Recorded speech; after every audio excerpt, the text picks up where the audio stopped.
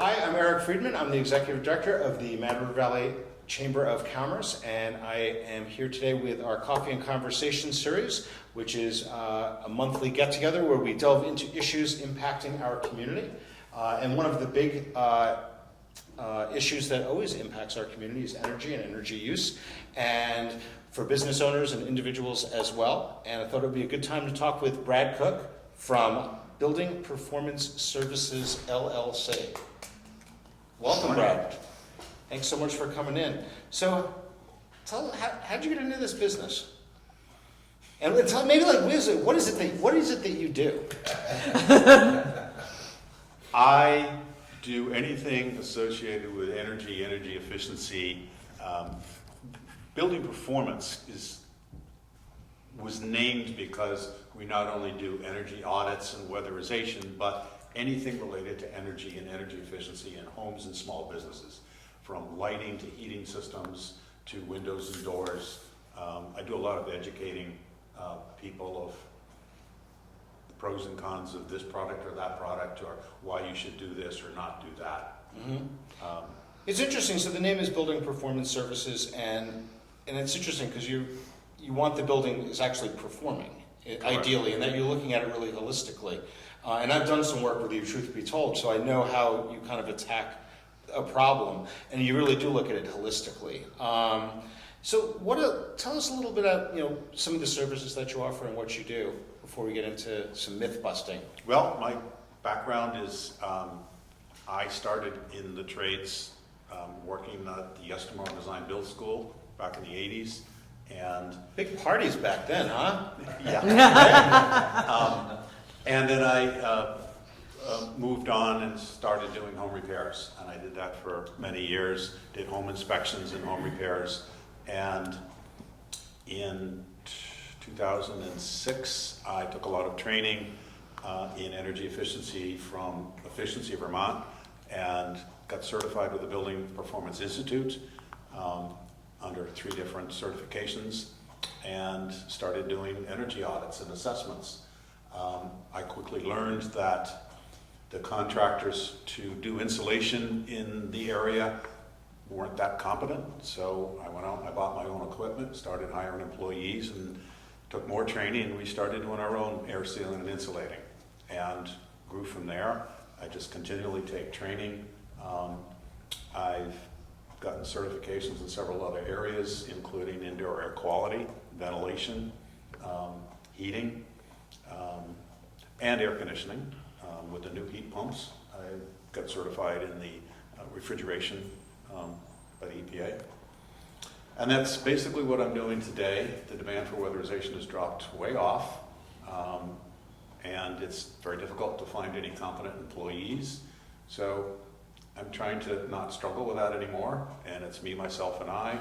I'm spending I was asked, a couple of years ago, I was asked to rejoin Estimar Design Build School as their facilities manager. So for the last few years, I've been spending half my time doing that and half my time doing building performance services, doing a lot of consulting, testing. And working at Estimar must keep you really current. Yeah. With things and... Well, it's also keeping them current with things. Yep. I'm pushing... I started back in 2014. I did a blower door test of the building and assessed their energy efficiency, basically an audit. And Kate Stevenson, the director then, started taking steps to make the campus more efficient, and they made a lot of progress. They were one of the first solar... Yeah, we'll have to get the Estimar. We'll have you come back with the talk tomorrow exclusively. So that's a whole other story. So that's what I'm doing these days, is split between the two. Yeah. So you have a philosophy in terms of like when you're looking at a building and looking at building projects, the way you assess things. Like, what's that all about? So, doing home repairs, you're basically, someone calls you up and say, I have this problem. Oftentimes that problem is a symptom of a problem. And I vividly remember a house in Warren, this was in the early days of home repairs. We've had this handyman come every spring because our entry door won't close. And it's because it's getting out of square. And they cut it down. And every year they have to cut down more. So So the door looks like we're this looking now. for a new handyman. And I said, well, I'm not really a handyman. They actually keep me in business. You are pretty handy though, Well, right? yeah, I am handy. Let's find the costs. And we discovered that the house was built, the foundation with a couple of concrete blocks sitting on 8x8 timbers. No drainage at all. It was backfilled with clay, and it was only 3 feet deep. So every year the frost was heaving, and it would just squish it up further up out of the ground. I said, this is the cure, is to get drainage in there, get some insulation against that foundation because it's not deep enough. We did it, it solved the problem. That's my approach when I'm asked to look at any kind of a problem. Number one, look at the whole picture. So this is Brad's rules of assessment and construction, not to be confused Yep. with Gaffney's numerical assessment of radness, right? Yes, Okay. I've got a whole bunch of rules, yeah. That's a ski thing. Okay. The ski people will get that one. But all right, so the rules are number one, Look at the whole picture. right, Number two, and what you're going to do in the future too, future Yeah. changes, right? which goes on to rule number Sorry, 7. I'm getting out of the way here. I'll stay in my lane. Yeah. Always look at the whole picture. And Number- my number 2 is my favorite. Number 2, the more you look, the more you see. And the first corollary, if you don't look, you don't see. An He was example- crawling around my house, like everywhere. If you must have said that like 100 times, the more you look, the more you see. I'm like, yeah. I always think that too. Every time I see something messed up, I'm like, there you go. I should stop looking. Yeah, It's, the more you look, the more it costs. Right? Exactly. an example, a clear example was I was doing an energy assessment in Warren, a house that was built in the 70s. And in the master bathroom, or the main bathroom, there's the tub, a tub shower, and there's this 3-foot space next to it with a wall. What's behind that wall? Well, in this house, the roof's insulated all the way to the floor, and there was a crawl space behind. So in the crawl space, there's a wall there. What's in this space? On the other side is the master bedroom. How do you get in there? I don't know. There's no access. What's in there? Why'd they do that? It turned out, client... Bomb shelter. Huh? Bomb shelter. No, it was, I think the builder, I don't know what to do with it. So they, and maybe they wanted to do it cheap, but we finally got to go ahead to do some work. We made access through a gable end vent and found it was wide open to the attic. The whole back of the shower, all open up to the attic. Huge heat loss. Yep, for years, right? If you don't look, you don't see. Yep. Number 2. What's number 3? You can never take enough pictures. That one really hit me is, I take a lot of pictures when I'm doing an energy assessment or an inspection or whatever. Back in the day, he had a dark room. Yeah. Right? As I got there. I used to go through a lot of film up until it was around You late kids 90s. out there, you'll learn about that. Yeah. Now it's all What did digital. you think? I have a cousin that died as a teenager on a surgery table, very unexpectedly. It was a routine surgery, and he died. His parents had taken a lot of pictures, and that's was one of the impetuses for coming up with that rule. You can never take enough pictures, especially your kids that are growing up Yeah. fast. You never know what can happen. Exactly. If you don't test, you guess. I don't know how many people, oh yeah, my house is tight. How do you know it's tight? Well, I don't know, it feels tight. Well, if you don't test, you guess. You don't know unless you do a blower door test to actually measure how tight your house is. And I've been amazed, I've been in houses that were built in the early 1900s, never remodeled. That's a bad remodeling job. And the blower door test came back, gee, this house is pretty tight. And then I've been in houses I've done a test in a house that was built 10 years ago, really drafty. And you would think it would be tight. Number 5, you can never ask enough questions, including myself when I'm interviewing a client to get ready to do an assessment. I find out later, whoops, I should have asked that question because they didn't volunteer it. Yep. Number 6, when you change one thing, you usually affect something else. This is the biggest thing with the way Building Performance Institute and Efficiency Vermont approach an energy assessment. You have to look at the whole picture. If you start air sealing to save energy and you have a moisture problem in the basement, now that moisture is not escaping as quickly, your relative humidity is going to go up and you're going to end up with mold problems. This is the whole like building performance thing, looking at it Yes. holistically. This is what you're talking about. And the first corollary on that is when you clean something, something else has to get dirty. Always. Lastly is the 30-year rule. And if you're going to do a major change to your building, you're not going to do it again for another 30 years. For example, a roof. I'm not doing it again.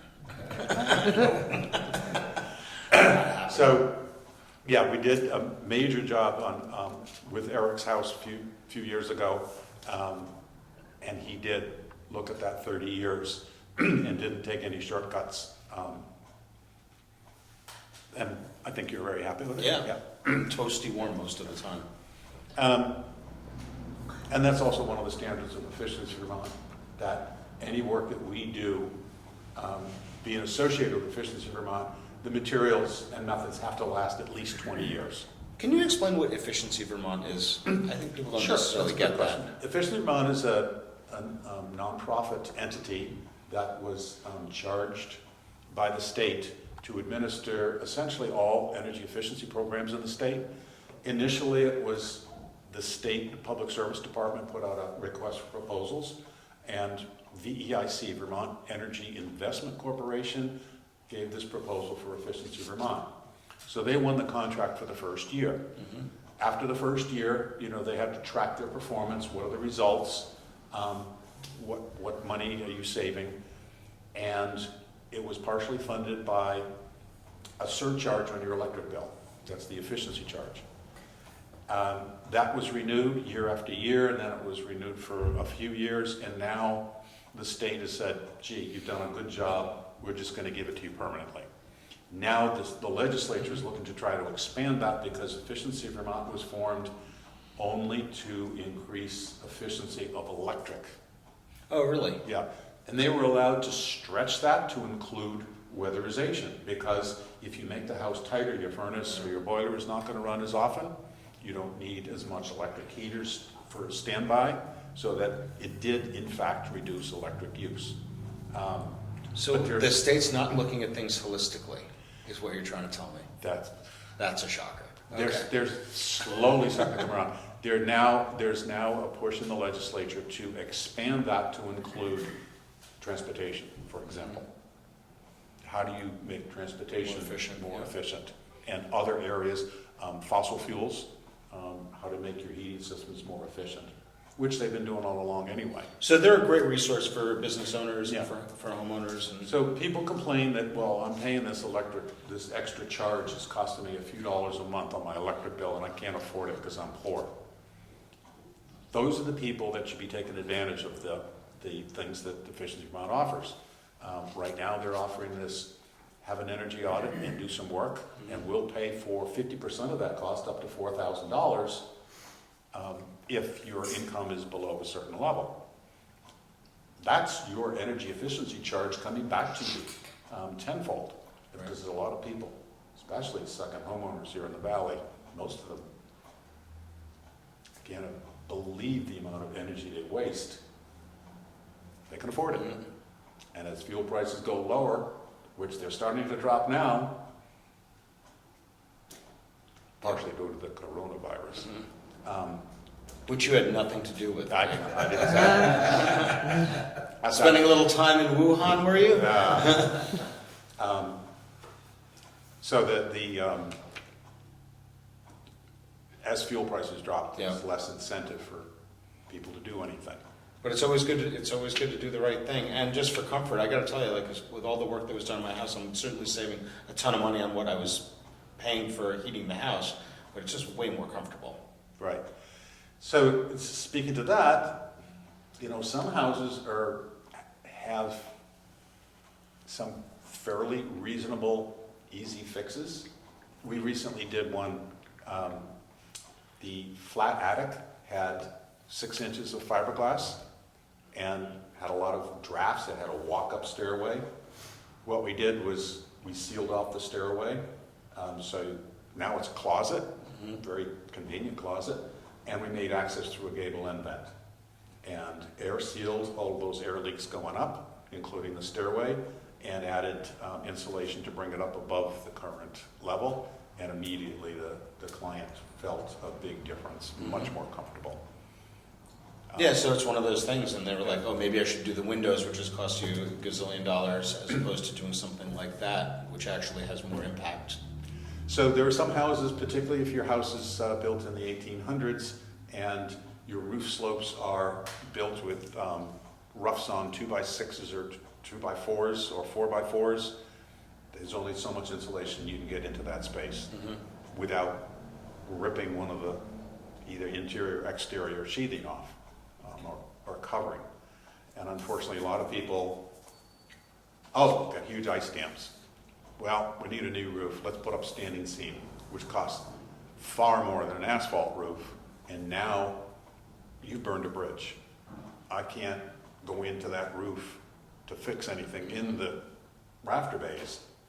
With asphalt shingles, it's less expensive, and I can do one area. I don't need to, I've done roofs where we can rip off 2 feet at the peak of the roof, take all the shingles off, take the sheathing off.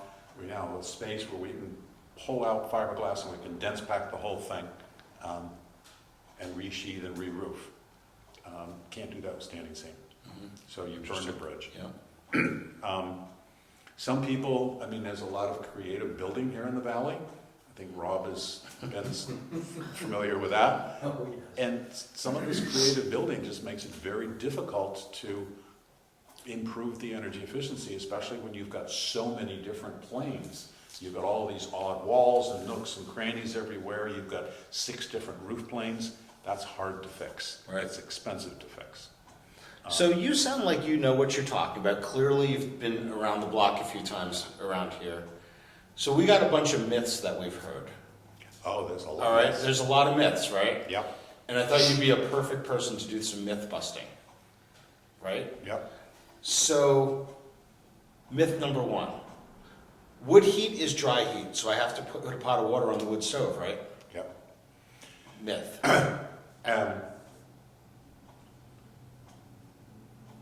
To me, it's all about the dew point. If you follow the weather, the weather forecast is always talking about the dew point. This is the numerical part of the numerical assessment of Yep. radness. This Okay, is a little yeah. bit of building science. This is why science and technology is so important. So it's all about the dew point. When every house, every building has air leaks, it's just very difficult to make it absolutely airtight. So as air warms up, it expands. And when it expands, because those molecules have more energy and are banging up, pushing the envelope further, as it expands, it becomes less dense. When it's less dense, it rises above anything cooler. So as it heats, just like a fireplace, when you start a fire in a fireplace, the smoke goes up because it's warmer. So as it rises through the building, it starts to leak out through any gaps or cracks at the top, and then it starts sucking in, creates a negative pressure, sucks in cold air from below. Well, when you bring in cold air is dense, so it can't hold as much moisture. If you take 10-degree air at 100% of the relative humidity, all the moisture it can carry in a vapor form, bring that inside and start warming it up, it will expand as it heats up. When it expands, same number of water molecules, so the relative humidity goes down. And if you warm it up to 70 degrees, that relative humidity is going to be around 10%. That's what I call nosebleed dry. So the old farmhouses that people lived in back in the 17 and 1800s, no insulation, what's air sealing? And the wind would blow right through the gaps and cracks in all of their board and clapboards on the outside. 12 quarts of wood a winter. Yes. Yeah. More than that, there are people today that are doing that. So when the air leaves, it's taking moisture with it. When it brings in that cold outside air, it's not bringing much moisture back in, so the relative humidity in the house goes down. Back then, the entire volume of air in the house would be exchanged, on the average, 3 to 4 times every hour. Wow. Today, the average house is once an hour. And if your house is built to the current energy efficiency standards, maybe about a quarter of that air is exchanged every hour. So moisture's going out really quickly. Anything you generate from breathing, cooking, plants, animals, or humidity from the crawl space below is going right out, and you're not bringing much back in. So you had to put water on a wood stove to try and humidify a little. There's a condo complex in the valley here that we did a lot of work on, and everybody in the condos had wood stoves. Not the one ceilings- that's not there anymore. No, it's still there. Oh, okay. Because that was the issue, right? The ceilings had R19, not a lot of fiberglass insulation. And when you walk in, you'd see this light coating of black on the ceilings. And people thought, oh, it must be smoke. It was actually mold because people were putting a pot of water on the stove thinking wood heat is dry heat. Today, wood heat could be construed as dry only because when you have a roaring fire going in a wood stove or even a fireplace, it is going up that chimney so fast, it's like an exhaust fan. It's like equivalent to a range hood running when that fire is going, and it's ventilating your house at 300 cubic feet per minute, which is 4 times what the average bath fan does.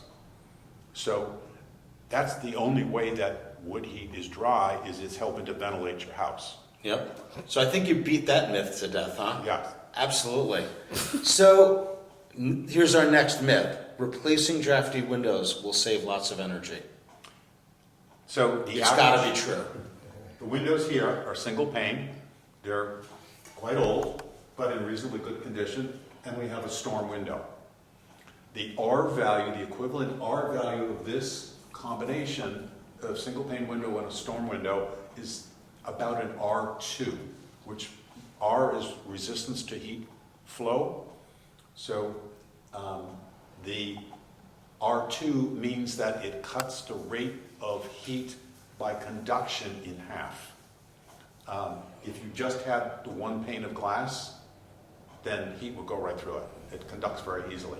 But with the 2 panes of glass and a little bit of air between, you now cut that heat, the rate of heat loss in half.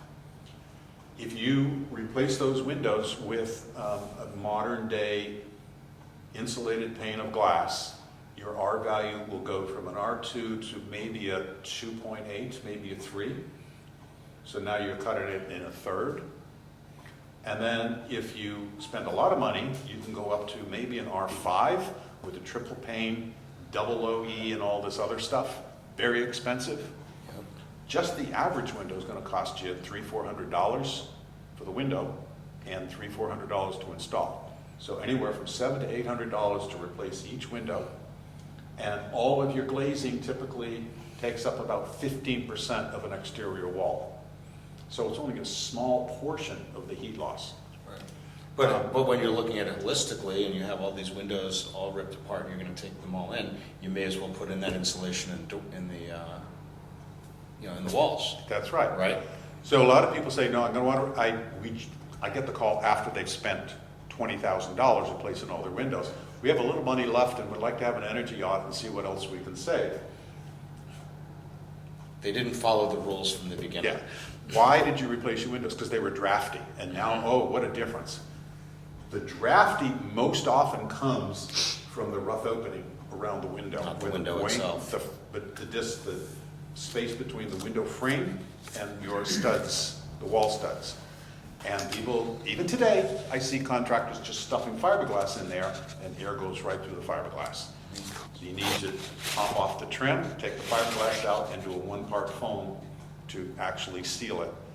And that would have stopped your draft. So do you, as a consultant, do you work with the contractors when someone, if I hire you and say, you give this, assessment of where the house is or what the building, needs, do you work with the contractor that they hire to make sure that they're doing this right? Because that must be challenging because, Got to make sure the contractors know what they're doing. Working with Efficiency Vermont, in order to get their incentives, the work has to be done, technically done by a contractor on their list.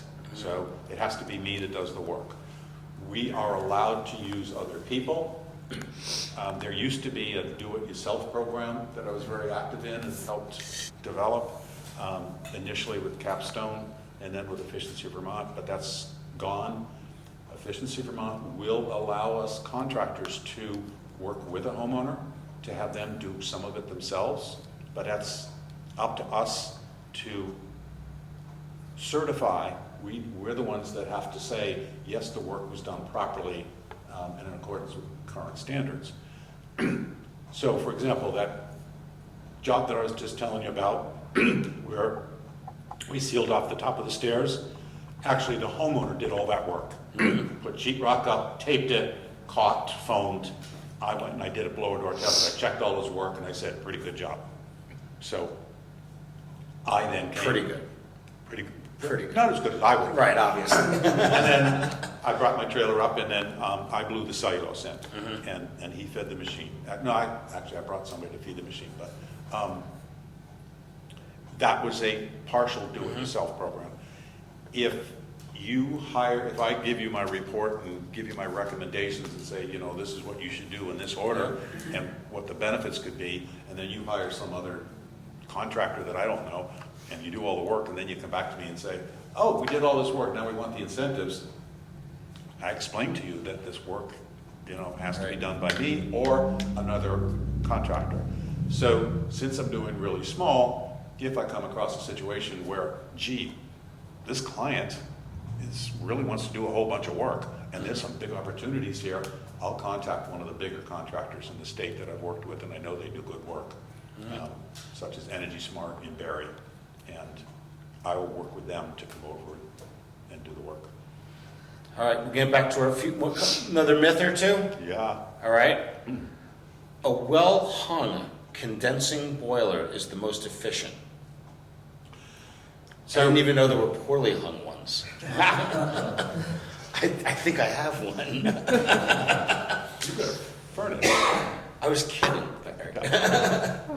There's another thing. A lot of people don't really understand a furnace and a boiler. A boiler is hot water going through baseboards like we have here, which most people have, and a furnace heats up air and blows air around to distribute it.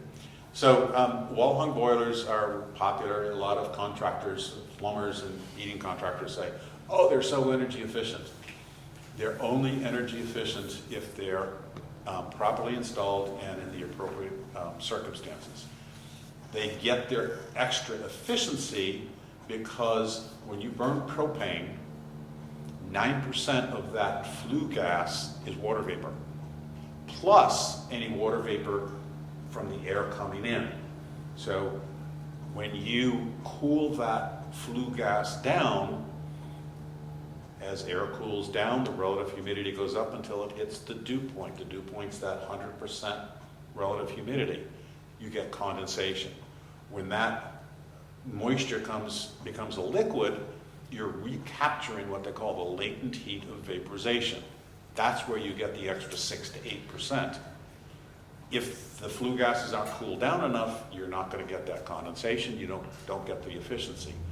So if you have baseboard heat, which needs 180 degree water going into it, and by the time it gets back to the boiler, it shouldn't be below roughly 150, 160 degrees, or you're not getting enough heat out of it. That's not cool enough to condense the water vapor. So, yet another myth busted. Yeah. Right? One last one. A tankless water heater is always the most efficient.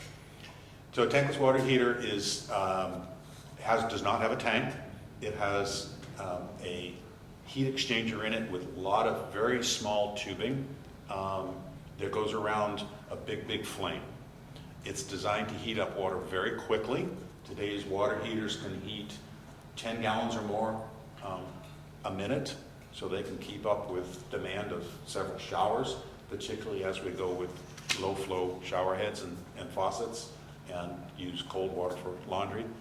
The way they work is you have to start drawing typically 3/4 of a gallon per minute minimum. There's a couple of new ones on the market now that are going down to a 1/2 gallon a minute, but you need to get that good water flow going before it'll do anything. It senses that pressure drop of the water flowing through, and it starts a sequence. A fan turns on to blow out any exhaust gases in the chamber, and once the pressure switch proves that there's good airflow, then it'll go to the gas valve, turn on an igniter, and then turn on the gas valve to give you a flame. That could take 10, 15, 20 seconds. Then it has to start heating up itself before it can start heating up the water. Every time that any combustion appliance starts, it is not very efficient. Combustion is a chemical reaction, and when the temperature is colder, it just does not proceed as quickly, for one. So you open the faucet to start washing your hands. First of all, if the water heater's at the other end of the house, you're not going to get the hot water for another minute, 2, 3, 4 minutes. So you're washing your hands, you shut it off, and that hot water is going to sit in the pipes. But let's say you're taking a shower. You're taking a shower, getting the shower ready, and then there's a phone call. It's one of those phishing scam calls. So you go to pick up the phone and just turn that water off for 10 seconds and the whole sequence has to start all over again. So you're going to get this little slug of cooler water, and the heat exchanger starts cooling down very quickly. You now have to heat it back up. So little short bursts is inefficient. If you have a ski house, you have 3 people, 4 people, or a big family, and a lot of people are taking showers every morning, you really need a lot of hot water in a short period of time. That's where it shines. Mm-hmm. If it's 2 people in a house, a heat pump water heater, where it's actually pumping heat from the air into the water, is much more efficient. Wow. Yet another myth busted. I always thought that one. But you didn't tell me to get one of those. No, I didn't. So, yeah. Well, interesting. There's going to be a lot of the myths. You gave us a lot of information for this, and I was thinking we'll put this in a blog post, and we'll have them all there along with the video of this, so it'll be good. And any other questions from the audience at all? I have a question. Ginger? First of all, we need like an attachment to this video of a glossary of terms. Yes. Because, you know, like you said, a blog or something, because this... And we can link it to everything. Right, it just flew right over my head. But I have a question about air conditioning. I probably have one of the only homes in Vermont that has central air, and that's why I bought it. For the 5 times we use it. Going along with the myth, what is more efficient, to turn off the air conditioning during the day and then put it back on at night? Or is it good to keep a certain level? Brad, you got to be careful here. I think you're getting into a marital discussion. Just want you to tread lightly. Thank you for warning me. So here's the science behind it. I would like to apply the same science to turning your thermostat back. So heat goes from hot to cold. The rate of heat going from hot to cold is directly proportional to the temperature difference for conduction, or the rate of air leakage. So if you have a very drafty house, your house is going to cool down very quickly in the winter, or it's going to heat up very quickly in the summer. If your house is reasonably tight, then most of your heat exchange, whether it's cooling down or heating up, is going to be through the walls and is directly proportional to the temperature difference. So, if it's, I'm going to give heating example first because that's more applicable to everybody. If it's 20 degrees outside and you want the house at 70 degrees, that's a 50-degree temperature difference. If you leave the house, and you have an average house, at 8 o'clock in the morning, and you turn that heat down to 60, it's not going to drop to 60 right away. But it might take until 11 o'clock, 12 o'clock to get down to 60.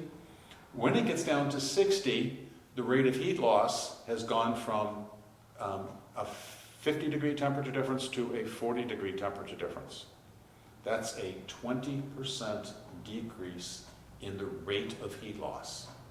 So theoretically, you are saving 20% of your fuel once it reaches that 60 degrees. When you come back home, yes, the materials in the house are giving up some of their heat. It's going to take a little while to heat it back up, but that heat would have been wasted anyway trying to maintain that temperature. And your heating system's going to be very happy because it goes back to what I said about water heaters. It's going to start up and it's going to run for 20 minutes or whatever it takes. It's not going to be starting and stopping, trying to just maintain everything at 70. It's going to run for a while, and it's going to be much more efficient to run for 20 minutes than it is 2 minutes every half hour. Same with air conditioning. If you turn the temperature, turn the AC off during the day, the temperature's going to rise in the house, and there's going to be less heat loss to outside, or from outside to inside. If you run it all day, then you're continually pumping that heat from inside back outside. So if you're not there all day, turn it down, or turn it up or turn it off, so you're setting it to 78 or 80 degrees if you run it at all.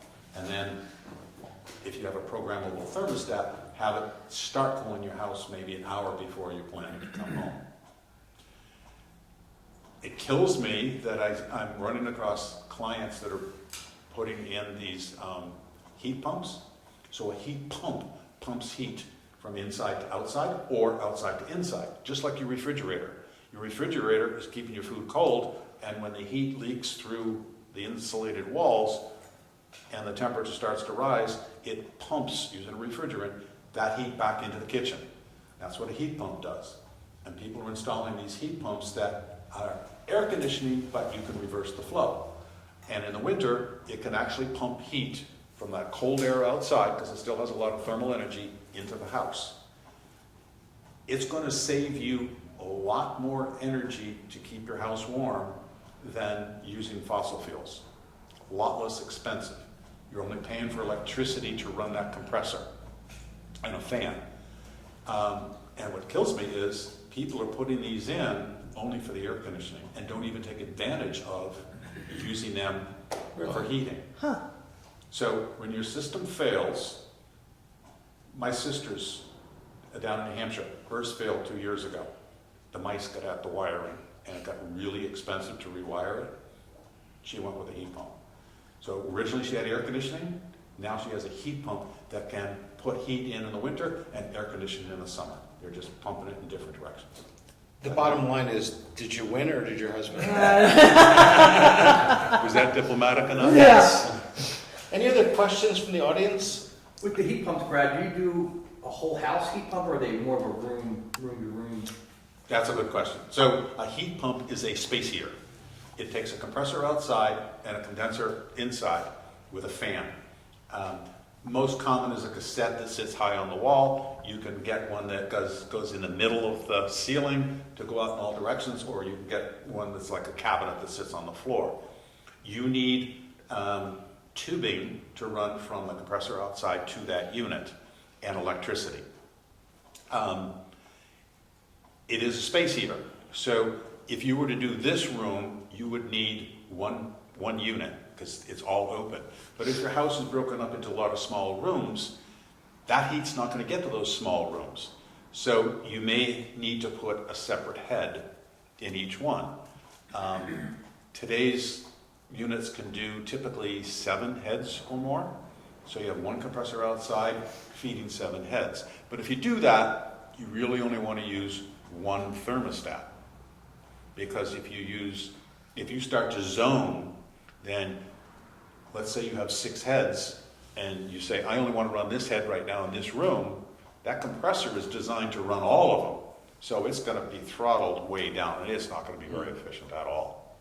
What do you think about so I don't have air conditioning, but I do have a heat pump hot water heater in my basement, which actually cools my house down in the summertime a little bit, because it makes that basement much. It takes humidity out. Exactly, it uses all that. But I have a window AC unit in my bedroom. That's the only room we air condition. How would you look at that as opposed to putting like a heat pump in there? Would that be a better solution? Because the heat pumps they're not expensive, but they're not cheap either. Yeah, so what do you use for heat? Hot water. Oil, Yes. propane? Oil. Sorry. Oil. You might consider going to a heat pump if your heating system is old and you're going to have to replace it soon. Heat pumps get less efficient the colder it gets. They have to work harder to get what little thermal energy is out there. They're designed to go to, some of them, 25 below zero. But at 25 below zero, you're using more BTUs in electrical energy to run the system than what you're getting, what you're pumping into the house. So it's really cost you a lot more. They really shine down to typically around the teens. So what they suggest is, if you're going to put in a heat pump system, keep your old system as a backup. Yeah. So when it gets down into the single digits or colder, use that as well. So you might consider investing in the heat pump now, and primarily use it as heat, but that occasional time in the summer when you need the air conditioning. There's some really good incentives, $600 for up to a certain size heat pump. Is that through efficiency? Is that Through Efficiency Vermont, and it's got nothing to do with energy audits or anything. It's going to go away. So take advantage of those incentives now. On the other hand, as you wait, prices will slowly creep down more. Efficiencies will get better and better, but you got to get on the bandwagon sometime. If it gets to be minus 25, it's probably cheaper to get a ticket to Florida.